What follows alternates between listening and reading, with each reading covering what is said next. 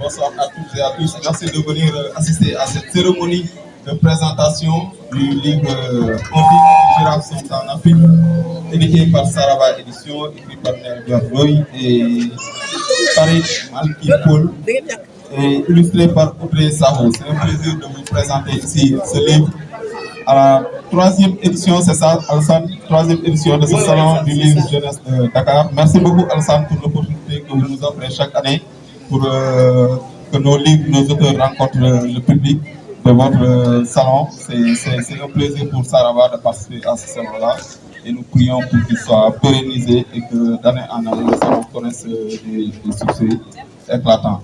Merci beaucoup, merci à tous d'être là, merci à toutes d'être là. Merci à mes chers invités. Je me présente Michel Mendy de Saraba Édition. J'ai l'honneur d'accueillir aussi aujourd'hui des invités de marque, je vais dire. Et je vais les laisser tout de suite se présenter. Laisse Souleymane se présenter. Monsieur Souleymane, vous êtes qui face au public pour qu'on puisse découvrir qui parle. Bonjour. Bonjour à toutes et à tous. Merci beaucoup d'être présents pour cette cérémonie de présentation de notre ouvrage On dit que les girafes sont en Afrique. Donc je vais me présenter et surtout présenter la maison d'édition. Je pense que c'est le plus important avant de laisser la star se présenter. Donc moi c'est Souleymane Gueye, je suis le directeur de la maison d'édition Saraba. Et Saraba, on a presque le même âge du coup que le salon parce qu'on est né en 2022. Les premiers ouvrages de la maison ils sont sortis au mois de décembre 2022. Et Saraba, le catalogue, je veux dire à 95% ce qu'on fait, c'est l'édition jeunesse. C'est de faire des livres pour nos enfants, pour leur donner de la matière, pour leur donner envie de lire. Et ça, on le fait en essayant de faire des livres de qualité, en essayant de faire que les livres soient distribués dans le maximum d'endroits, qu'ils soient accessibles, et surtout en essayant de faire vivre les livres. Pour moi, ça, c'est le plus important. C'est-à-dire que quand le livre il sort, il faut qu'il puisse être dans les écoles, dans les librairies, dans les bibliothèques, et qu'il puisse faire l'objet de discussions, d'animations, parce que finalement, un livre, c'est ça. Il peut être aussi beau qu'on veut. Si c'est juste pour le mettre sur une étagère et qu'on le regarde, en fait, le livre, il n'a pas de vie. Donc aujourd'hui, c'est ce qu'on fait. Et je remercie M. Cissé de nous donner cette opportunité de parler de cet ouvrage. Et je pense que sans plus tarder, moi, je vais laisser la parole à Naïl, qui est l'auteur. Bonjour à toutes et tous, donc Naïl Verdoy. Donc je suis effectivement l'auteur du livre On dit que les girafes sont en Afrique, qui a été édité par les éditions Saraba, que je remercie. Pour ma personne, je suis enseignant, historien. J'ai fait un petit pas de côté dans la diplomatie 3-4 années, mais là je suis revenu à l'enseignement et à la formation. Pour moi, c'était important, ce projet, c'était important qu'il se déroule au Sénégal. C'est un projet que j'ai eu depuis, je pense que la première fois que j'ai eu l'idée, c'était en 2013.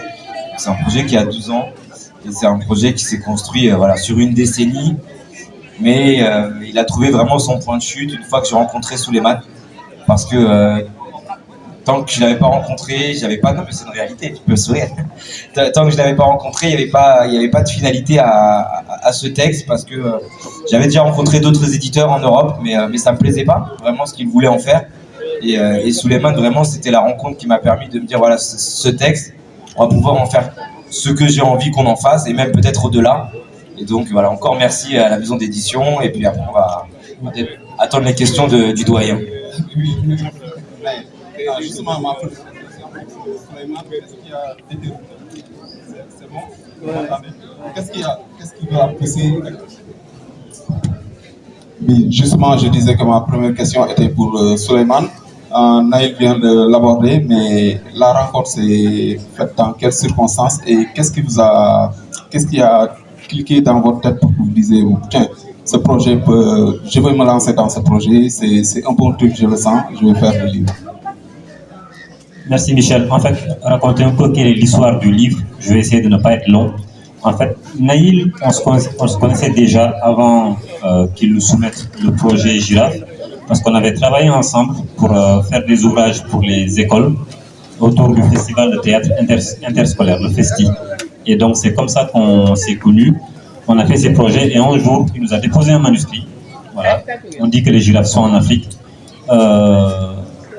Et les manuscrits, on en reçoit beaucoup.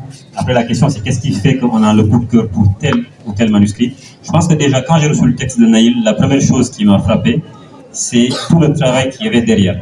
c'est pas juste un texte qu'il m'avait envoyé, c'est un texte avec beaucoup de réflexion derrière. Il avait déjà pensé à la maquette de l'ouvrage, expliquer pourquoi, quel était le sens de ce qu'il voulait faire, quels étaient les messages qu'il voulait passer aux enfants. Donc déjà, c'est une approche positive et ça différencie de ce qu'on reçoit d'habitude comme un manuscrit.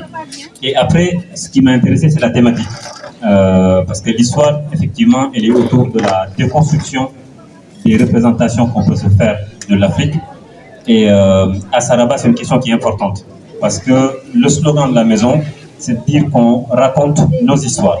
Donc c'est vraiment raconter des histoires qui sont centrées sur le continent, sur le Sénégal, à destination déjà des Sénégalais, mais aussi que les livres ils puissent voyager parce qu'aujourd'hui, ce livre, il est aussi vendu en Europe. Et en tant qu'éditeur, faisant des enfants, des livres pour nos enfants, cette question elle est très importante de la représentation. Il y a une image de l'Afrique qui est véhiculée qui souvent a été assez négative. Et à travers les livres, c'est une opportunité pour nous de redorer cette image-là, de donner une autre histoire à entendre. Et tout le questionnement qu'on a au quotidien, c'est quand je fais un livre, qu'est-ce que je mets dedans comme image? Est-ce qu'aujourd'hui, quand des gens s'imaginent qu'en venant en Afrique, c'est la savane, c'est la brousse et qu'il n'y a rien d'autre, on doit déconstruire cela. Donc montrer que l'Afrique, elle est urbaine aussi, qu'elle est aujourd'hui dans la mondialisation, qu'elle est ouverte à plein de choses. Mais en même temps, il faut éviter le piège de vendre ce qui n'est pas. Parce que l'Afrique, ce n'est pas que ça. C'est qu'aujourd'hui, l'Afrique, c'est autant Dakar qui est urbain aujourd'hui que je ne vais même pas dire les campagnes, parce que les campagnes, c'est un terme plutôt occidental, mais c'est la ruralité aussi. Aujourd'hui, moi, quand je vais à Tamba, d'où je suis originaire, que je vais dans des villages, c'est ça aussi l'Afrique. Et l'un des contextes n'est pas meilleur que l'autre. Et en tant qu'éditeur, c'est trouver cet équilibre, montrer quelle est la réalité et qu'on n'a pas honte d'avoir des villages, que c'est notre réalité aussi et que ce n'est pas moins valorisant que ce qui se fait en Europe. Et donc ça, c'est un point qui m'a vraiment interpellé. Et d'avoir cette histoire de cette cigogne qui quitte l'Europe, qui vient en Afrique et avec qui on va voyager pour déconstruire tout ça petit à petit. Donc quand j'ai reçu le manuscrit de Naïl, voilà, tout ça, ça m'a parlé. Et c'est ce qui fait que je me suis embarqué dans le projet. Merci beaucoup, Souleymane. Alors, Naïl, le choix d'un éditeur est très important pour un auteur. Et il y en a beaucoup, que ce soit au Sénégal et partout dans le monde. Vous l'avez dit tout à l'heure, vous êtes enseignant, vous vivez en France, vous avez fait une incursion dans le monde diplomatique. Donc, je suppose que vous avez assez de réseaux, donc assez de connaissances. Qu'est-ce qui a déterminé, qu'est-ce qui a fait que vous avez jeté votre dévolu sur Saraba pour lui confier votre projet? D'une part, le fait que j'habitais au Sénégal, donc je voyais un petit peu les différentes maisons d'édition. J'avais acheté des enfants aussi, donc j'avais acheté des ouvrages de Saraba. J'avais vu la qualité. Et déjà, mon premier point, c'était l'aspect qualitatif. Je trouvais qu'ils étaient vraiment très bien illustrés, d'une très bonne qualité. Ils faisaient des ouvrages souples, des ouvrages durs, des ouvrages grands, des ouvrages petits. Ça, c'était la première chose, c'était vraiment l'aspect qualitatif. Je dis, waouh, ça c'est impressionnant et c'est un livre comme ça que j'aimerais pour les girafes. Et le deuxième aspect, c'est vraiment les valeurs, ce que disait Souleymane sur leur slogan. J'ai lu voilà, un petit peu comment ils se présentaient et vraiment ce qu'ils voulaient véhiculer comme message. Et en fait, ça faisait mouche tout de suite parce que c'était vraiment, pour moi, c'était une évidence. Donc, quand je lui ai soumis on peut maintenant qu'on se dit les insides, et quand je lui ai soumis le texte, c'est vrai que j'ai eu peur. J'ai eu peur que je me suis dit mince, j'avais vraiment envie et je me suis dit c'est pas sûr qu'il accepte. Il va peut-être refuser et j'aimerais vraiment que ce soit Saraba. J'avais vraiment cette envie que ce soit Saraba. Parce qu'en plus après derrière je savais que j'allais rentrer un moment en Europe, j'ai fait 4 ans ici, 3 ans et demi. Je me dis j'ai vraiment pas envie de l'éditer en France, c'est pas l'histoire de ce texte. Parce que on rentre un peu dans le texte peut-être, c'est vraiment l'histoire comme je disais d'une cigogne qui part d'Europe avec plein de préjugés et qui dit à ses parents tous les soirs je suis trop heureuse parce que je vais aller en Afrique et je vais voir les girafes. Et en fait elle arrive dans la proximité de Dakar. Voilà, comme ça, il y en a toujours des girafes quelque part. Et voilà, il reconstruit les préjugés. Et donc voilà, elle est pressée, elle arrive à Dakar et à Dakar, les girafes, c'est assez compliqué. Et j'ai perdu le fil avec les girafes. Voilà. J'ai oublié la finalité, mais donc voilà, je déroule l'histoire en tout cas, et elle arrive dans une ville, une capitale, et là on a vraiment le contraste entre tout ce qu'elle pouvait imaginer et ce qu'elle rencontre. Et c'est aussi ce que je vivais au quotidien en fait quand j'étais en voiture, je passais des heures dans les embouteillages comme vous tous et je voyais pas de girafe à travers la vitre.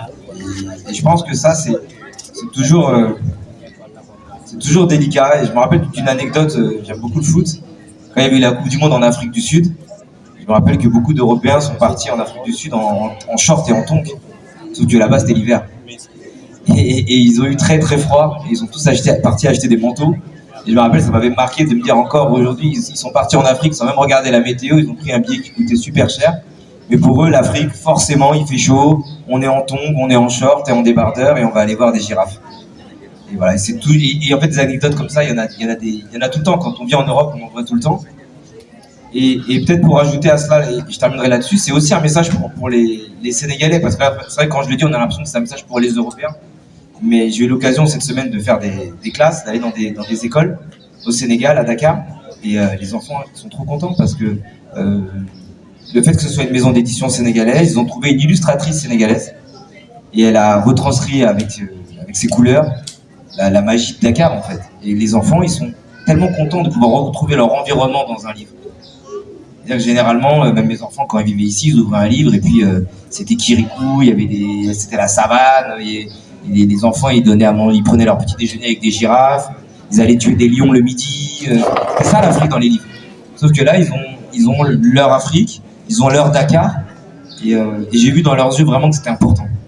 Donc depuis, ça c'était mercredi matin, et mercredi c'était une journée assez... j'étais assez ému de voir vraiment qu'ils étaient heureux de se retrouver dans un livre. C'est intéressant. En fait, c'est un texte aussi que tu as co-écrit avec Farid Maliki Paul. Et comment s'est passée la collaboration dans l'écriture de ce texte? J'ai eu l'idée il y a en 2012 ou 2013. Et puis j'ai commencé à l'écrire, puis très rapidement, moi j'étais professeur au lycée en histoire-géographie, donc j'avais quand même des élèves de 16, 17 ans, 18 ans. Et je me dis, est-ce que c'est difficile d'écrire pour les enfants? J'ai écrit d'autres livres, mais jamais pour les enfants. Et je trouvais ça très difficile, très très difficile d'écrire pour les enfants. Et Farid, qui est un ami de l'université, lui, il a fait une autre voie. Il est un professeur en primaire. Il avait des classes de CE2, CM1 à l'époque. Et je me suis dit, mais tiens, il faudrait qu'on s'associe parce que tu pourrais me permettre vraiment de passer le message, peut-être d'être plus clair, d'être plus à la hauteur d'un enfant. Et tout de suite, il a dit banco. Il était super content et on a travaillé ensemble. Voilà, on l'a travaillé on a commencé il y a 10 ans, donc on travaillait par intermittence. Des fois, on s'arrêtait 2 ans. Puis après, je dis, ah tiens, j'ai retrouvé un éditeur qui me semble pas mal, on pourrait essayer, etc. On repartait un petit peu sur l'écriture. Et puis, voilà, de fil en aiguille. Mais ça a été vraiment très très facile parce que c'est un très bon ami. Et ensuite, la maison d'édition Saraba a apporté une illustratrice. Je peux peut-être le dire, mais j'avais quand même demandé que ce soit une femme. Parce que c'est vrai qu'on était 2 hommes, et ouais, je me dis, bon, c'est bien aussi, ça équilibre pas 2 contrats, mais ça rééquilibre un petit peu quand même. Et donc je voulais que ce soit une femme et je voulais que ce soit une Sénégalaise. Parce que finalement, Farid et moi, on est des enfants de la diaspora. Et quel que soit notre lien avec l'Afrique, moi je viens souvent et j'y vivais, on reste des enfants de la diaspora et je trouve qu'on n'a quand même pas la même place que quelqu'un qui vit toute sa vie sur place. On peut apporter, mais on peut apporter que si on joint ça vraiment à quelqu'un sur place. On ne peut pas le faire de l'extérieur ou arriver avec nos gros sabots, parce qu'on a aussi été biberonnés à la France quand même. On ne peut pas le nier, on ne peut pas le retirer de notre corps. Et donc c'était vraiment important d'avoir quelqu'un du continent qui avait vraiment sa vision sénégalaise, qui nous a fait retravailler le texte carrément. On pourra en parler peut-être après.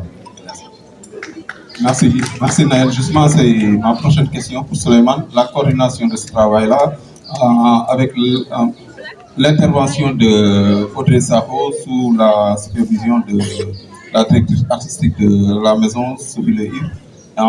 Comment tout ce travail-là a été coordonné en interne? Merci Michel. Peut-être voilà les coulisses pour expliquer un peu comment un livre comme ça que vous avez devant vous, comment ça naît. Je voulais juste rebondir sur son dernier propos, quand tu disais que vous étiez des enfants de la diaspora.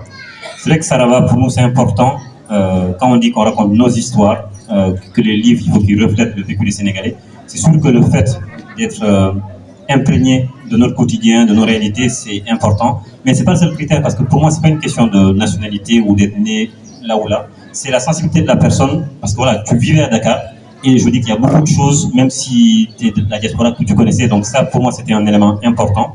Et le fait qu'on ait eu Audrey Sapho aux illustrations, c'est sûr que ça a aidé avec son trait. Et on le voit en fait dans le livre. C'est qu'aujourd'hui, tout ça, c'est des éléments auxquels on a fait attention. L'environnement, l'habitation, voilà. Tout à l'heure, pendant que tu parlais, je regardais cette image-là. Ça a l'air de rien, mais je veux dire, pendant le travail qu'on a fait, ces carreaux cassés sur une terrasse, je pense que ça parle à chacun ici à Dakar. C'est des petits détails qui sont anodins, mais qui font qu'aujourd'hui, quand un enfant va prendre le livre, en fait, tout de suite, il se retrouve dans son environnement. On a aussi la gare de Dakar, dans laquelle on a des fresques, etc. Donc ça, c'était important. Et pour parler du travail de coordination, écrire pour la jeunesse, tu l'as dit, c'est assez difficile.